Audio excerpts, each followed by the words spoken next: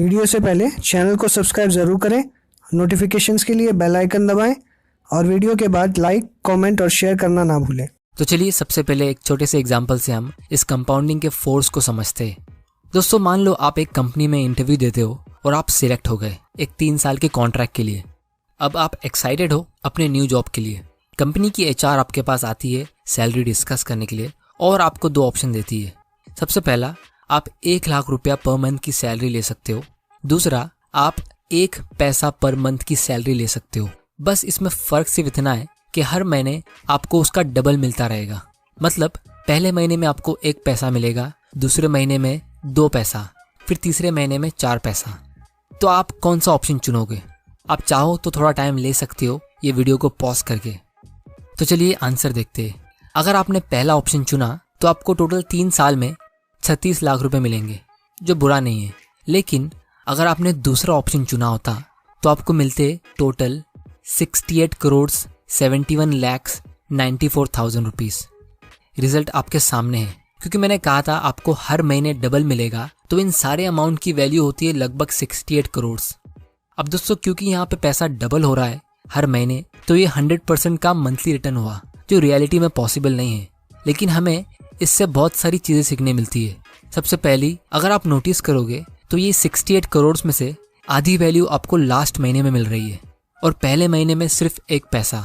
मतलब स्टार्ट में आपको कुछ फील होगा ही नहीं कि आपसे कुछ प्रोग्रेस हो रही है, और इसीलिए स्टार्टिंग में ही लोग गिव अप कर देते हैं।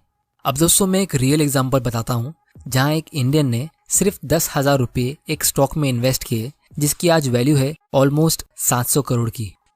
1980 में सतीश शाह नाम के एक ब्रोकर ने अपने क्लाइंट अनवर को एक स्टॉक खरीदने को कहा, जिसका नाम था विप्रो। अब ये कंपनी वो टाइम पे न्यू थी, तो अनवर ने इसमें 10,000 रुपये इन्वेस्ट किए और उसके बदले में उन्हें उसके 100 शेयर्स मिले। और फिर ये इन्वेस्टर ने इस स्टॉक को सिर्फ खरीदा, लेकिन कभी बेचा नहीं। और आप ये टेबल में देख सकते हो कि स्टॉक की वैल्यू के साथ नंबर ऑफ स्टॉक्स भी कंपाउंड हुए। कंपनी ने अगले ही साल एक पे एक बोनस शेयर्स इश्यू किया और अनवर के पास हो गए 200 शेयर्स, और उसके 4 साल बाद वापिस से बोनस शेयर्स। और इसी तरह आप देख सकते हो अनवर के पास लगभग 2.5 करोड़ शेयर्स है इस कंपनी के, जबकि रियलिटी में उसने सिर्फ 100 शेयर्स खरीदे थे। और आज हर एक शेयर की मार्केट वैल्यू है लगभग 350 रुपये, जिसके हिसाब से ये इन्वेस्टमेंट की वैल्यू हुई 700 करोड़। दोस्तों ये है magic of compounding stock market में। अब क्या आप गैस कर सकते हो कि ये 10,000 रुपये का इन्वेस्टमेंट जो 700 करोड़ में ग्रो हुआ है, ये कितने % के रेट से ग्रो हुआ होगा? दोस्तों ये सिर्फ 41% के रेट से ग्रो हुआ है, यानी 41% CAGR, जितना इंडिया की कोई भी क्रेडिट कार्ड कंपनी चार्ज करती है। इसीलिए जब यंगस्टर्स इस क्रेडिट कार्ड के जाल में फंसते तो उन्हें उसका इंटरेस्ट पेमेंट करना बहुत भारी पड़ता है, क्योंकि लोग कंपाउंडिंग को समझ नहीं पाते और वो उसके खिलाफ जाते हैं। पिछले साल विप्रो ने सिर्फ 1 रुपया पर शेयर का डिविडेंड पे किया, जो होता है सिर्फ 0.37% का डिविडेंड यील्ड। लेकिन ये इन्वेस्टर को 2.5 करोड़ का डिविडेंड मिला सिर्फ 1 साल में। और दोस्तों हम इस 700 करोड़ की वैल्यू में इन 40 सालों का डिविडेंड्स काउंट भी नहीं कर रहे, जो इस इन्वेस्टर ने अपने खर्च में लिया होगा। अब दोस्तों नो डाउट ये भी एक रेयर एग्जांपल है, क्योंकि 40% मार्केट में लॉन्ग टर्म कमाना इतना आसान नहीं है। लेकिन मैं आपको इस एग्जाम्पल से सिर्फ ये कंपाउंडिंग का पावर बताने की कोशिश कर रहा हूँ कि आपको कंपाउंडिंग के जरिए अमीर बनने के लिए हर साल 100 या 200% रिटर्न लाने की जरूरत नहीं है। आपको सिर्फ एक अच्छा रिटर्न चाहिए, वो भी लॉन्ग टर्म के लिए। जैसे अगर आप 15-16% का भी रिटर्न ला सकते हो, तो आप 15 से 20 साल के अंदर आसानी से फाइनेंशियली फ्री हो सकते हो।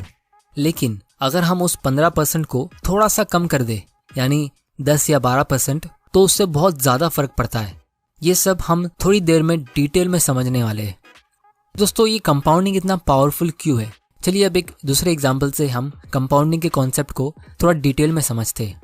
मान लो आपके और आपके फ्रेंड ने 1-1 लाख रुपए का इन्वेस्टमेंट किया ऐसी जगह पे जहां आपको हर साल 15% का रिटर्न मिलता है। तो ईयर एंड में आप दोनों को 15,000 रुपये का रिटर्न मिलेगा। एक तरफ आपके फ्रेंड ने इस 15,000 रुपये के रिटर्न को विड्रॉ करके खर्च कर दिए, लेकिन आपने इसे इन्वेस्टेड रखा और विड्रॉ नहीं किया, तो अगले साल आप दोनों को वापस 15% का रिटर्न मिलेगा और आपका फ्रेंड उसके 15,000 के प्रॉफिट को वापस विड्रॉ कर देता है।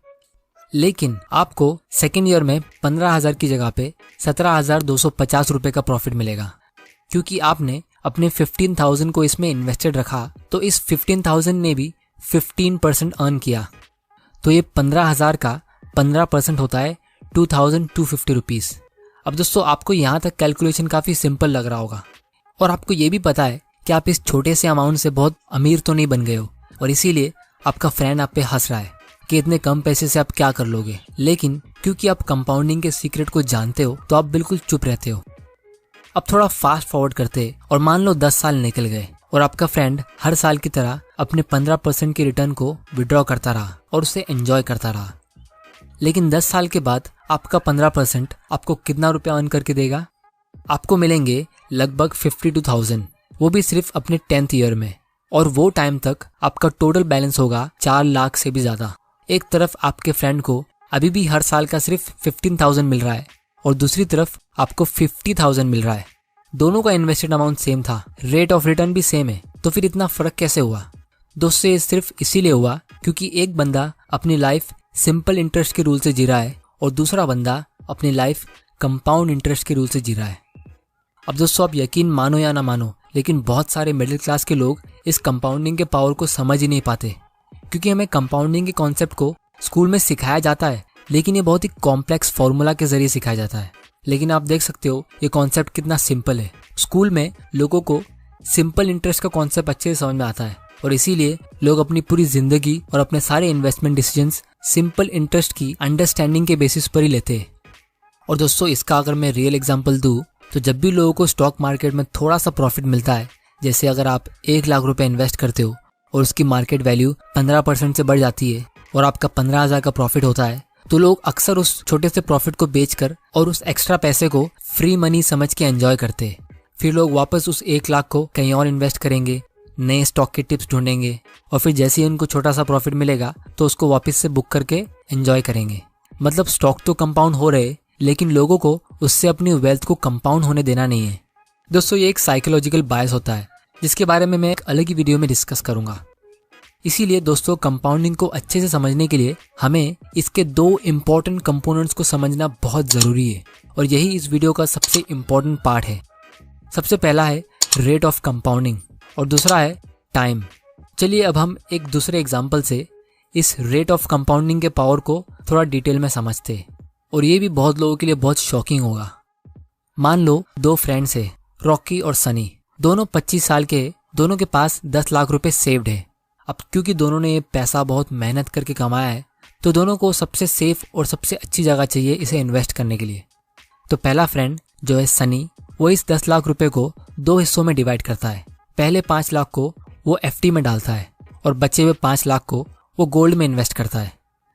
और दूसरी तरफ रॉकी भी अपने 10 लाख रुपए को 2 हिस्सों में डिवाइड करता है।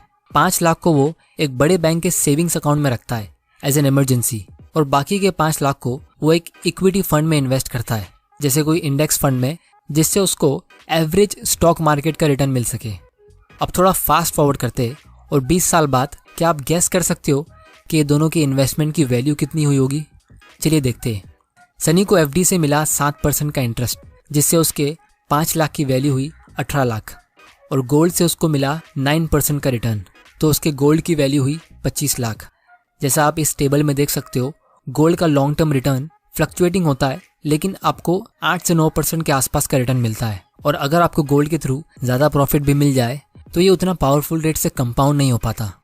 गोल्ड एज एन इन्वेस्टमेंट के ऊपर मैं एक अलग से वीडियो बनाऊंगा, जिसे आप यहाँ पे क्लिक करके देख सकते हो। तो सनी के 10 लाख का इन्वेस्टमेंट अब लगभग 44 लाख का हो गया है। लेकिन दूसरी तरफ रॉकी का इमरजेंसी फंड उसके सेविंग्स अकाउंट में 4% के रेट से ग्रो होकर 10 लाख में ग्रो हो गया है। मतलब 20 साल में ये सिर्फ डबल हुआ है। लेकिन उसका इंडेक्स फंड का इन्वेस्टमेंट 17% के रेट से ग्रो होकर बन गया है 98 लाख। तो उसके टोटल 10 लाख के इन्वेस्टमेंट की वैल्यू अब लगभग 1 करोड़ 10 लाख की हो गई है। दोस्तों ये है अमीर बनने का राज, एसेट एलोकेशन, जिसको फाइनेंशियल इंडस्ट्री के लोग कॉम्प्लिकेटेड बनाते हैं आपसे पैसे कमाने के लिए अलग अलग स्कीम्स बेच के। जब आप यंग होते हो अपने 20s या 30s में और आपके पास रिटायर होने के लिए बहुत टाइम है, तो आपको किसी भी डेट फंड में, जैसे बैंक एफडी में या यूलिप में या कोई भी ऐसी आलतू फालतू स्कीम्स में जहाँ पे आपको 8 से 10% का रिटर्न मिलता है, वहाँ आपको इन्वेस्ट करने की ज़रूरत है ही नहीं। अगर आपके पास इमरजेंसी फंड्स है और ज़रूरी इंश्योरेंस पॉलिसीज़ है तो फिर ये सब स्कीम्स आपके कुछ काम की है ही नहीं। ये सिर्फ आपके रिटर्न्स को कम करती है। जैसे अगर आपको कोई बैंक ऐसी स्कीम देता है जिसमें आपको इंश्योरेंस प्लस इन्वेस्टमेंट प्लस कोई बोनस गिफ्ट मिल रहा है और उसकी वजह से आपका पोर्टफोलियो 8 से 10% के रेट से ग्रो होता है, तो वो आपके रिटर्न को नीचे खींच रहा है। आपको अपने इन्वेस्टमेंट को और इंश्योरेंस को अलग अलग रखना है। और क्योंकि हम बात कर रहे हैं रेट ऑफ कंपाउंडिंग की, तो एक छोटा सा चार्ट मैंने बनाया है, ये भी आप देख लो, जिससे आप क्लियरली देख सकते हो कि आपके रिटर्न में 1 या 2% का डिफरेंस भी अगर होता है तो उससे लॉन्ग टर्म में कितना फर्क पड़ता है। अगर आप किसी म्यूचुअल फंड में 1% की जगह पे 2% फी पे करते हो तो लॉन्ग टर्म में आपका कितना नुकसान होगा।